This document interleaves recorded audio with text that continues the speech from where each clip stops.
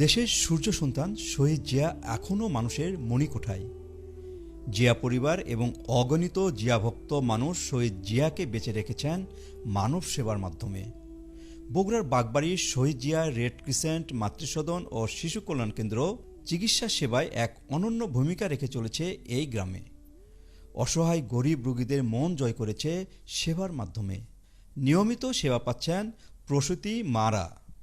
700 টাকায় নর্মাল ডেলিভারির সুযোগও রাখা হয়েছে স্বাস্থ্যকেন্দ্রটিতে।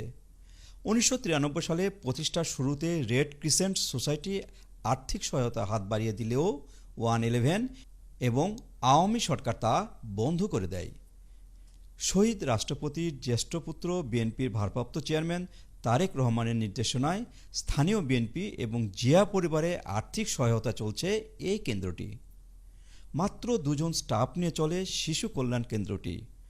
প্রাথমিক স্বাস্থ্যসেবায় এই শিশু কল্যাণ কেন্দ্রটি অসহায় মানুষের কাছে শহীদ জিয়াকে বাঁচিয়ে রেখেছেন যুগ যুগ ধরে।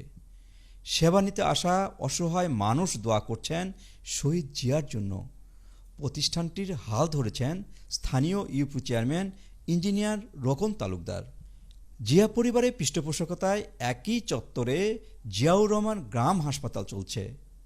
এই হাসপাতালে সপ্তাহে 1 দিন করে হার্ট, অর্থোপেডিক্স, নিউরোমেডিসিন এবং ইএনটি বিশেষজ্ঞ চিকিৎসা দিচ্ছেন কোনো পারিশ্রমিক ছাড়াই।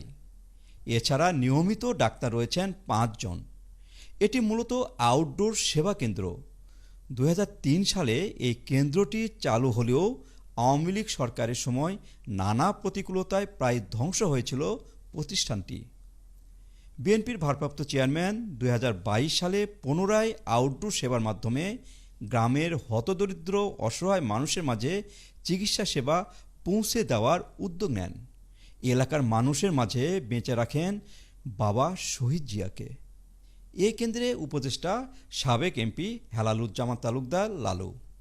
গাবতলীর বাগবাড়ির এই দুটি চিকিৎসালয়ই শুধু নয়, বগুড়া শহরের দত্তবাড়ি এলাকায় জিয়াউর রহমান ফাউন্ডেশনের অধীনে নির্মাণ করা হয় asthma care and prevention centre. 2023 সালে তারেক রহমানের নির্দেশনায় অ্যাজমা কেয়ার সেন্টারের সাথে মা ও শিশু সেবা কেন্দ্র চালু করা হয়। একজন হৃদরোগ বিশেষজ্ঞ এখানে নিয়মিত চিকিৎসা দিয়ে থাকেন। নামমাত্র টাকায় এখানে ঔষধ এবং চিকিৎসা সেবা দেওয়া হয়। চিকিৎসা সেবার পাশাপাশি প্রতিবছর শহীদ জিয়ার দোয়া কামনায় রমজানে মাসব্যাপী 500 রোজাদারকে ইফতারের আয়োজন করে জিয়া ভক্ত নেতাকর্মীরা। এটা একটা জিয়া পরিবার এবং বিএনপির নেতাকর্মীদের সাহায্যে এই প্রতিষ্ঠানটি চলে দীর্ঘদিন। এখন তো ধরেন 5 তারিখের পরে এখন দেশের অবস্থা ভালো, এখন আমরা আসতে পারছি, যেতে পারছি। কিন্তু তার আগে যখন কঠিন এই দুঃশাসন চলছিল, আমরা হামলা নিয়ে অস্থির ছিলাম, সে সময়ে এই হাসপাতালটি মানুষের সেবা করে গেছে। রুগী এখানে আমরা প্রতিনিয়ত রুগী দিয়েছি, আমাদের নিজেদের গ্রামের লোকজনকে পাঠিয়েছি। এখানে নিয়মিত আমাদের যারা জাতীয়তাবাদ শক্তিতে যারা উৎসাহিত ডাক্তাররা, তারা নিয়মিত এখানে এসেছেন। প্রফেসর, সার্জন, গাইনি সবাই এসছেন, তারা নিয়মিত এখানে চিকিৎসা দিয়ে যাচ্ছেন।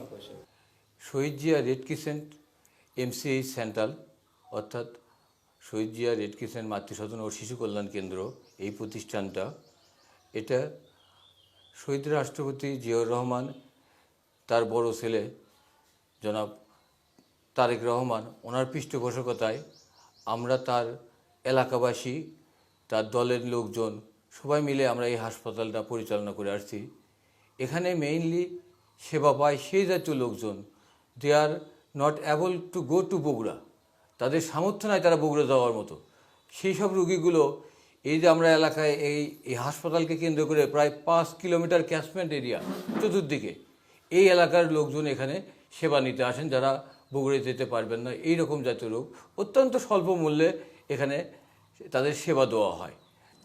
জিয়া পরিবার সবসময় মানুষের সেবা করে আসছে, দুঃখী মানুষের সেবা করে আসছে। ঠিক একই ধারাবাহিকতায় আমাদের ভারপ্রাপ্ত চেয়ারম্যান বিএনপির তারেক রহমান, উনিও এই বগুড়া এবং উত্তরাঞ্চল মানুষের যে অ্যাজমার অসুখটা বেড়ে গিয়েছে, তার উদ্দেশ্যেই, তার সেবার জন্যই ইনি এই অ্যাজমা কেয়ার অ্যান্ড প্রিভেনশনটা এই বগুড়াতে করেছেন।